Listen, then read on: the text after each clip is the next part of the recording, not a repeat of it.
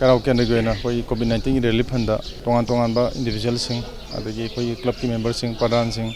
ꯂꯥꯏ ꯀꯝꯃꯤꯇꯤꯁꯤꯡ ꯑꯗꯒꯤ ꯃꯔꯨꯑꯣꯏꯅ ꯉꯁꯤꯁꯦ ꯑꯩꯈꯣꯏ ꯂꯪꯗꯨꯝꯒꯤ ꯂꯩꯕ ꯁꯔꯀꯥꯔꯒꯤ ꯊꯕꯛꯇ ꯏꯝꯄ꯭ꯂꯣꯌꯤ ꯃꯌꯥꯝꯅ ꯈꯥꯏꯅꯔꯀꯥꯟꯗ ꯑꯁꯤꯒꯨꯝꯕ ꯔꯤꯂꯤꯐ ꯐꯟ ꯑꯁꯤꯗ ꯍꯥꯞꯄꯤꯔꯛꯄ ꯃꯌꯥꯝ ꯄꯨꯝꯅꯃꯛ ꯑꯩꯒꯤ ꯁꯥꯏꯠꯇꯒꯤ ꯊꯕꯛ ꯐꯣꯡꯗꯣꯛꯆꯔꯤ ꯑꯗꯨꯒ ꯍꯥꯏꯔꯤꯕ ꯄꯩꯁꯥ ꯑꯁꯤꯅ ꯑꯩꯈꯣꯏꯒꯤ ꯍꯥꯏꯔꯤꯕ ꯀ꯭ꯋꯥꯔꯦꯟꯇꯥꯏꯟꯒꯤ ꯃꯇꯝ ꯑꯁꯤꯗ ꯋꯥꯅꯔꯕ ꯑꯩꯈꯣꯏ ꯃꯔꯨꯑꯣꯏꯅ ꯂꯥꯏꯔꯕ ꯄ꯭ꯔꯖꯥꯁꯤꯡꯗ ꯑꯃꯗꯤ ꯌꯥꯝꯅ ꯗꯔꯀꯥꯔ ꯑꯣꯏꯕ ꯅꯤꯗꯤ ꯄꯤꯄꯜꯁꯤꯡꯗ ꯑꯩꯈꯣꯏ ꯀꯝꯃꯤꯇꯤ ꯇꯥꯟꯅꯔꯀꯥꯟꯗ ꯑꯩꯈꯣꯏ ꯃꯇꯦꯡ ꯄꯥꯡ ꯍꯧꯖꯤꯛ ꯐꯥꯎꯕꯗ ꯂꯨꯄꯥ ꯂꯥꯛ 10ꯒꯤ ꯃꯊꯛꯇ ꯇꯣꯉꯥꯟ-ꯇꯣꯉꯥꯟꯕ ꯃꯤꯑꯣꯏꯁꯤꯡꯅ ꯑꯩꯈꯣꯏ ꯃꯇꯦꯡ ꯄꯥꯡꯕꯤꯔꯦ ꯑꯗꯨꯒ ꯑꯃꯅ ꯑꯩꯅ ꯃꯌꯥꯝ ꯊꯝꯖꯅꯤꯡꯕ ꯑꯃꯅ ꯑꯩꯈꯣꯏ ꯀꯔꯥꯎꯀꯦꯟꯗꯒꯤ ꯑꯣꯏꯅ ꯀ꯭ꯋꯥꯔꯦꯟꯇꯥꯏꯟ ꯁꯦꯟꯇꯔ ꯃꯐꯝ ꯑꯅꯤ ꯑꯃꯅ ꯂꯤꯂꯣꯡ ꯀ꯭ꯌꯥꯝꯒꯩ ꯃꯨꯁꯂꯤꯝ ꯕꯣꯏꯁ ꯍꯣꯁꯇꯦꯜꯗ ꯑꯃꯒ ꯀ꯭ꯌꯥꯝꯒꯩ ꯑꯥꯏꯗꯤꯌꯦꯜ ꯍꯥꯏ ꯁ꯭ꯀꯨꯜꯗ ꯆꯥꯎꯔꯥꯛꯅ ꯃꯤ 300ꯃꯨꯛꯀꯨꯝꯕ ꯂꯩꯕ ꯌꯥꯕ ꯑꯗꯨꯒꯨꯝꯕ ꯑꯩꯈꯣꯏ ꯁꯦꯝ ꯁꯥꯕ ꯂꯩꯖꯔꯦ ꯑꯗꯣ प्रꯖꯥꯁꯤꯡꯗ ꯈꯪꯍꯟꯖꯅꯤꯡꯕꯅ ꯍꯥꯏꯔꯤꯕ ꯀ꯭ꯋꯥꯔꯦꯟꯇꯥꯏꯟ ꯁꯦꯟꯇꯔ ꯊꯝꯗꯣꯏꯕ ꯃꯤꯑꯣꯏꯁꯤꯡ ꯑꯁꯤ ꯑꯌꯥꯝꯕꯅ ꯑꯩꯈꯣꯏꯒꯤ ꯃꯄꯥꯟꯗꯒꯤ ꯂꯥꯛꯑ ꯃꯇꯨꯡꯗ ꯑꯩꯈꯣꯏꯒꯤ ꯃꯅꯤꯄꯨꯔꯒꯤ ꯍꯦꯜꯊ ꯗꯤꯄꯥꯔꯠꯃꯦꯟ ꯑꯦꯛꯁꯄꯥꯔꯠꯁꯤꯡꯅ ꯑꯩꯈꯣꯏ ꯃꯈꯣꯏꯁꯤꯡ ꯌꯥꯝ ꯀꯨꯞꯅ ꯆꯦꯛ ꯇꯧꯔꯕ ꯃꯇꯨꯡꯗ ꯍꯥꯏꯔꯤꯕ ꯖꯒꯥꯗ ꯊꯝꯅꯗꯨꯅ ꯄ꯭ꯔꯖꯥꯁꯤꯡꯅ ꯑꯩꯈꯣꯏ ꯀ꯭ꯋꯥꯔꯦꯟꯇꯥꯏꯟ ꯁꯦꯟꯇꯔ ꯍꯥꯡꯕ ꯑꯀꯣꯏꯕꯗ ꯂꯩꯔꯤꯕ ꯄ꯭ꯔꯖꯥꯁꯤꯡꯅ ꯀ꯭ꯂꯕꯁꯤꯡꯅ ꯑꯩꯈꯣꯏ ꯃꯤ ꯄꯥꯏꯕꯤꯒꯅꯨ ꯍꯥꯏꯕꯁꯤꯃ ꯑꯩ ꯊꯝꯖꯔꯤ ꯑꯗꯨꯒ ꯃꯥꯂꯦꯝꯒꯤ ꯋꯥꯅꯕ ꯃꯇꯝ ꯑꯁꯤꯗ ꯑꯩ ꯍꯟꯅꯁꯨ ꯍꯥꯏꯖꯈ꯭ꯔꯦ ꯌꯥꯝ ꯅꯨꯡꯉꯥꯏꯇꯕꯅ ꯍꯧꯖꯤꯛꯁꯦ ꯀꯩꯗꯧꯒꯦꯗ ꯑꯩꯈꯣꯏ ꯆꯦꯡꯒꯤ ꯃꯇꯤꯛ ꯑꯁꯨꯛ ꯋꯥꯅ ꯃꯇꯝ ꯑꯁꯤꯗ ꯑꯩꯈꯣꯏꯒꯤ ꯀꯁꯇꯃꯔꯤ ꯂꯣꯒꯤ ꯃꯇꯨꯡ ꯏꯟꯅ ꯍꯥꯏꯇꯥꯔꯦ ꯀꯅꯥꯒꯨꯝꯕ ꯈꯔ ꯖꯥꯇꯤ ꯈꯔꯅ ꯑꯩꯈꯣꯏ ꯆꯦꯡꯗ ꯌꯨ ꯁꯨꯡꯉꯦ ꯑꯗꯨꯅ ꯆꯦꯡꯒꯤ ꯑꯁꯨꯛꯀꯤ ꯃꯇꯤꯛ ꯄ꯭ꯔꯖꯥꯁꯤꯡ ꯇꯥꯡꯅ ꯐꯪꯉꯦ ꯃꯁꯤ ꯌꯥꯔꯒꯗꯤ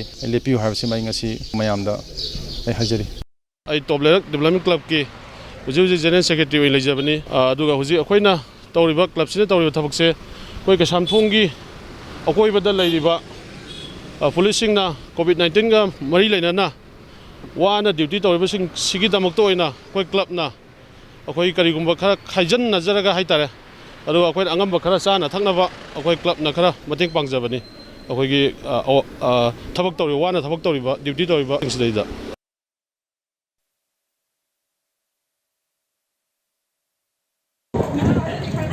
Vegetables which is abundantly grown in the Kamasong hill range of Ukhrul district, and the brothers and sisters of the Kamasong, they brought this vegetable with the pretext that because of the corona, the very people, therefore this distribution of vegetables shows the symbol and binding of and same ethnicity and same community of the state is proving. And also I have an experience to I already visited to Kamasong. They were settled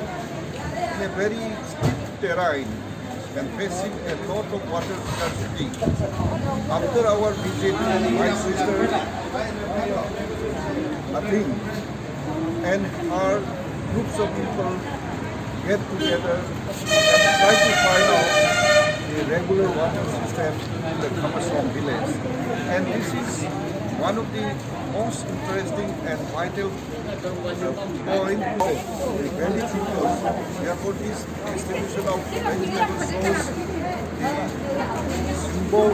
and binding of the same ethnicity and same community of the state is proving. And also I have an experience to I already visited to Kamasong. They were settled. माइकैदगी ngam mateng khara pangnaba honaba sida saruk yabiriba pai punamapusu aihak amuko gi president amoina kai punaba amadi punamapu thamoi goiba nungsiba du hongdokjari tasengna aikoi ngasi na maruina yaujabani akoi gi premier hoi adagi chanpi women commission gi member hoi su lebiraba koi disable sing yamna wabiraga chanpi moina mapung oiba thaudang loroga masi to bibani credit punamak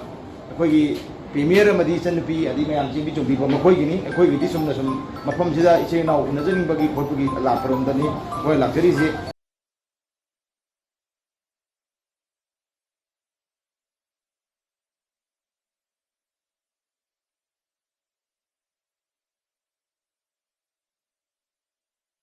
नोंगोइबुंगी ESC club अमदी Bharatiya Janata party Yuva Morcha की vice president ओइबा हाका मानजरगा लेकाई की हलमन अमदी लेकाई की लेरिबा club की हौरे लोइबा सिंगा मानजरगा लेकाई सिदा कैगुंबा खरदंग आइगी ngamjaba खरदंग कोविड-19 ना सोहलबा अमदी वारबा मतम सिदा आइगी अंगम खरदंग मयाम दै मतेंग पांगजबनी मसै सिदा आइना थोइदोकपा राजनीति की ओइबा कैसु कैम लेजदे सिदी सुमदंगी आइगी लेजरिबा आइगी लेकाई लेजरिबा आइगी केनो सिदा आइगी अंगम खरदंग आइ मयाम दा मतेंग पांगजबनी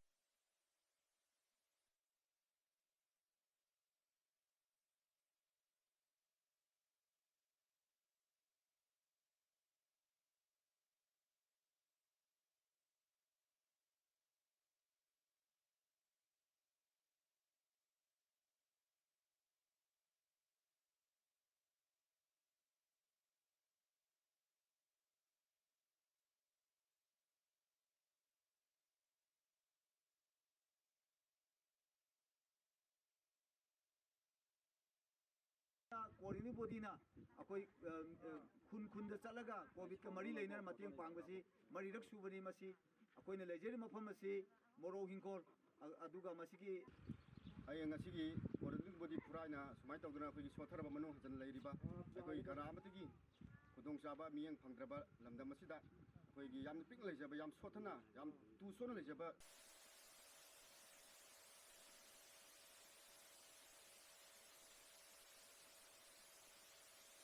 ꯗ꯭ꯔꯥꯏꯚꯔꯁꯤꯡꯅ ꯃꯣꯇꯣꯔ ꯋꯥꯔꯀꯔ ꯌꯨꯅꯤꯌꯟꯅ ꯑꯩꯈꯣꯏꯒꯤ ꯗ꯭ꯔꯥꯏꯚꯔꯁꯤꯡ ꯑꯍꯜ ꯂꯃꯟꯁꯤꯡ ꯑꯩꯈꯣꯏꯒꯤ ꯑꯣꯐꯤꯁꯇꯒꯤ ꯆꯍꯤ ꯊꯥ ꯈꯨꯗꯤꯡꯒꯤ ꯑꯩꯈꯣꯏꯒꯤ ꯒꯥꯔꯤ ꯊꯧꯕ ꯉꯝꯖꯗ꯭ꯔꯕ ꯑꯍꯟꯁꯤꯡꯒꯤ ꯑꯩꯈꯣꯏ ꯄꯦꯟꯁꯤꯅꯔꯁꯤꯡ ꯍꯥꯏꯇꯥꯔꯦ ꯑꯍꯟꯁꯤꯡꯒꯤ ꯃꯐꯝꯗ ꯂꯝꯗ ꯆꯠꯂꯒ ꯑꯩꯈꯣꯏ ꯌꯨꯅꯤꯌꯟꯒꯤ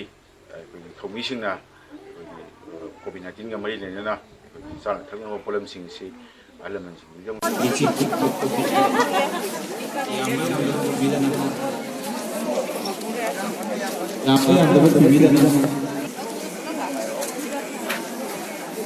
ꯑꯗꯨꯒ ꯃꯈꯥ ꯇꯥꯕꯗꯤ ꯑꯐꯧꯕꯗ ꯑꯩꯈꯣꯏ ꯁꯤꯟꯅꯖꯔꯒꯦ ꯀꯔꯤꯒꯨꯝꯕ ꯀꯩꯅꯣ ꯇꯧꯔꯒꯁꯨ ꯑꯐꯧꯕꯗ ꯕꯣꯔ ꯑꯗꯨꯝ ꯄꯤꯕꯤꯔꯦ ꯍꯥꯏꯕꯗꯨ ꯈꯜꯂꯒ ꯑꯗꯨꯝ ꯇꯧꯕꯤꯔꯦ ꯃꯇꯦꯡ ꯄꯥꯡꯕ ꯊꯣꯛꯄꯤꯔꯛꯄ ꯑꯐꯧꯕꯗ ꯑꯀꯣꯏꯕꯗ ꯂꯩꯔꯤꯕ ꯂꯥꯛꯄꯁꯦ ꯑꯩꯈꯣꯏ ꯍꯦꯟꯅ ꯅꯨꯡꯁꯤꯅꯕꯒꯤ ꯏꯁꯣꯔꯕꯨ ꯊꯥꯒꯠꯂꯤ ꯃꯁꯤ ꯏꯁꯣꯔꯅ ꯄꯤꯕꯤꯕ ꯊꯕꯛ ꯋꯥꯈꯜ ꯊꯣꯏꯗꯣꯛꯄ ꯑꯩꯈꯣꯏ ꯂꯩꯇꯦ ꯑꯗꯨꯒ ꯆꯤꯡꯃꯤ ꯑꯩꯈꯣꯏꯁꯦ ꯑꯗꯨꯃꯥꯏꯅ ꯇꯧꯋꯦ ꯑꯗꯨꯕꯨ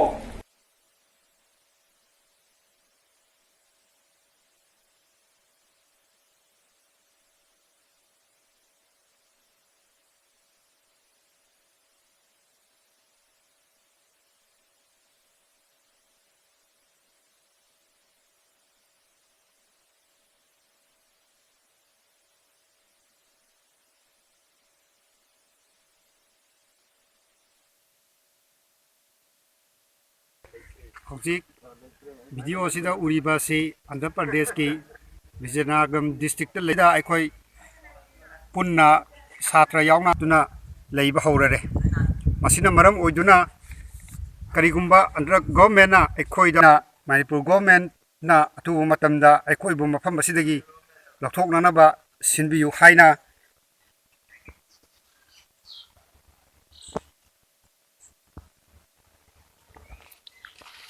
ꯃꯅꯤꯄꯨꯔꯒꯤ ꯁꯤ.ꯑꯦꯝ ꯄꯥꯕꯨꯡ ꯕꯤꯔꯦꯟꯒꯤ ꯃꯐꯝꯗ ꯑꯩꯈꯣꯏꯗ ꯅꯣꯂꯨꯛꯅ ꯋꯥꯔꯤ ꯈꯔ ꯊꯝꯖꯒꯦ ꯑꯩꯈꯣꯏꯗ ꯋꯥꯏꯖ ꯏꯟꯇꯔꯅꯦꯁꯅꯦꯜ ꯁ꯭ꯀꯨꯜ ꯀꯣꯔꯀꯣꯟꯗ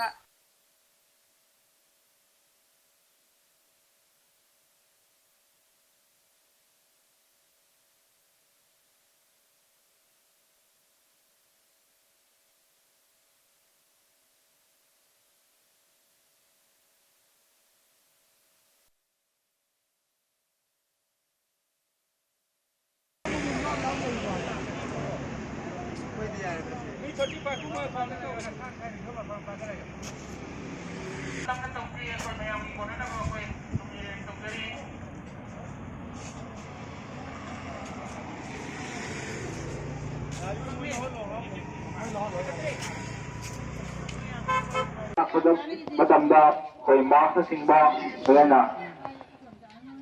ꯍꯥꯞꯄꯤꯔꯛꯅꯕ ꯅꯤꯡꯁꯤꯡꯖꯔꯤ ꯅꯣꯏ ꯅꯋꯥ ꯇꯣꯝꯕꯤꯖꯤꯟꯗꯣ ꯊꯥꯒꯠꯄꯤꯌꯨꯁꯦ ꯍꯣꯔꯦꯟ ꯄꯥꯎꯗ ꯌꯥꯔꯦ ꯅꯥꯕ ꯑꯄꯣꯕ ꯌꯥꯎꯕꯅꯤ ꯑꯅꯤꯁꯨꯕꯗꯣ ꯀꯅꯥꯅꯣ ꯑꯃ ꯏꯆꯦ ꯈꯥꯇꯤꯟ